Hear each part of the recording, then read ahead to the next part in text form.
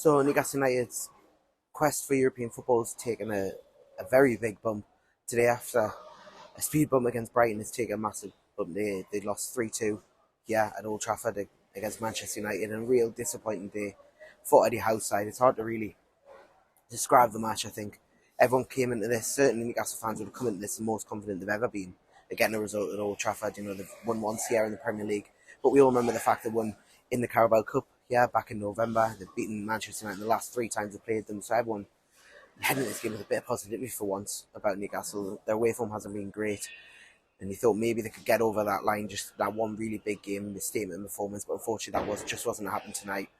They failed to really grab hold of the game. Manchester United have been poor all season, really defensively being not very good, and Newcastle just couldn't test them really. They made their defence look good, even though they're not. We had one Casemiro and Johnny Evans started at the back, and they weren't really tested by Newcastle. It was hard one to sort of analyse. Newcastle just didn't turn up in the big moments when they needed their big players to turn up, when they needed to take the chances. It just didn't happen. It was we'll go through the match. It was a bright start from them, to be fair. You know, they played football, and I've seen that first half especially, they probably edged it.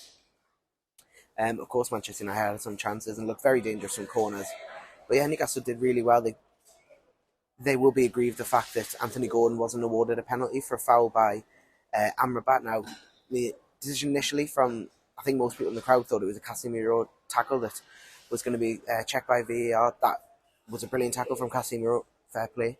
But the first replay straight away, it looks like a foul from Amrabat. He both tugged his shoulder and then catching in the ankle. VAR checked it, and for some reason, can't honestly, no idea why, but VAR decided Amrabat stood up on Anthony Gordon's ankle isn't worth a penalty.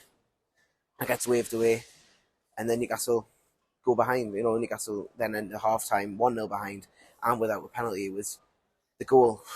Again, it's hard to describe the goal. The goal was, it was weird. It came out of nowhere. Newcastle just sort of, Manchester won the ball back, and the pass went past a couple of defenders, and all of a sudden Kobbie Mainoo in the box in acres of space. Kieran Trippier's playing him on now. Kieran Trippier was making his first start since the game against Wolves back in early March, and he was just caught out of position, and Mainoo controlled the ball, and a simple finish past Dubravka, and Newcastle go 1-0 behind.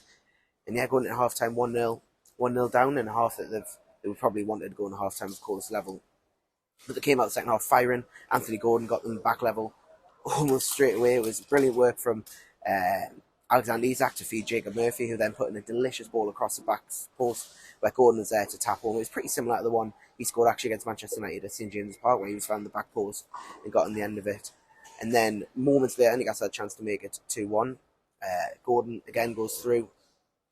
He sent through 2-on-1 with Alexander Isak alongside Amrabat, but his pass to Isak just wasn't there, and that was the story of Newcastle's game pretty much all night. Sorry, just that final ball, that final decision, that final action just wasn't there, and Amrabat did just enough to block Isak's shot, which he then looped over the keeper, hit the bar, and went out for a corner. Maybe then, I think the warning signs, people probably should have realised that this might be one of them days, and it certainly turned out to be that. Newcastle then made changes. Joe Linton was brought on, Almiron was brought on, and then Joe Linton fed Sean Longstaff. He goes through, and Onana saves. That was the moment, I think, when Sean Longstaff goes through 1-on-1 and that shot save. I mean, don't get me wrong, Isak should have scored, but Sean Longstaff should have scored as well. You can't come to Old Trafford, doesn't matter what form Manchester United and what team they put out, you can't come to Old Trafford and miss 2 1-on-1s like that and expect to come away with anything from the game. And they were punished for that. Rasmus Hojlund, before that, Amad Diallo scored. It's just, again, a strange one. Newcastle sort of couldn't deal with Manu's corners all game. And they had a couple of warning signs before where the ball had found itself to the back post of Diallo, who missed a shot, and I think then Fernandez had another shot as well. And they never really picked that up. And again, it was a corner at the near post. Murphy tries to clear it, he heads it out. Could his header been better? Yes. But it was a reaction header that, you've just got ahead. And there was Diallo with probably 7 or 8 yards of space, much like Mainoo was for his goal.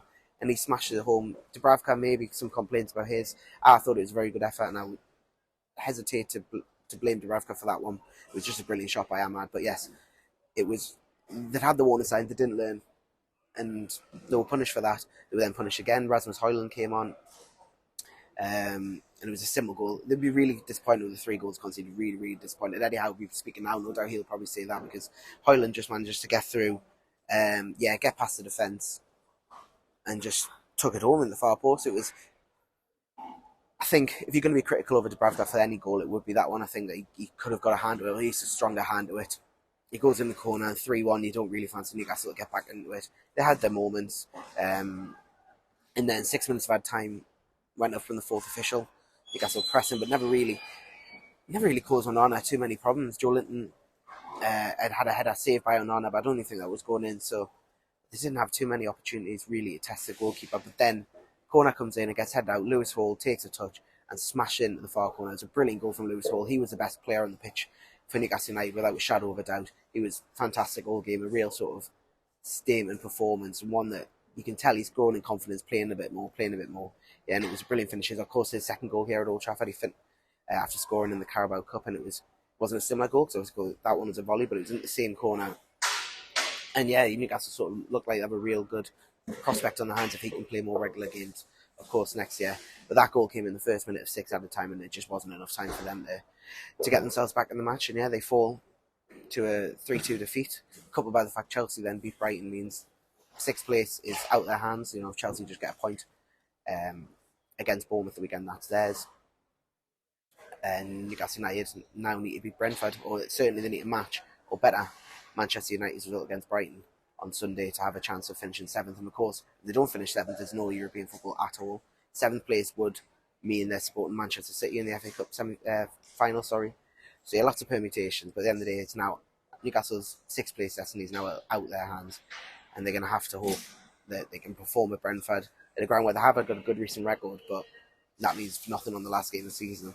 They haven't performed well on the travels all season. They need one big performance at Brentford to try and get there, finish 7th and get European football back at St James's Park. But yeah, it's a disappointing night for Eddie Howe's side in a game that they really would have felt that they should have took something from and maybe could have. A couple of sloppy errors, missed chances.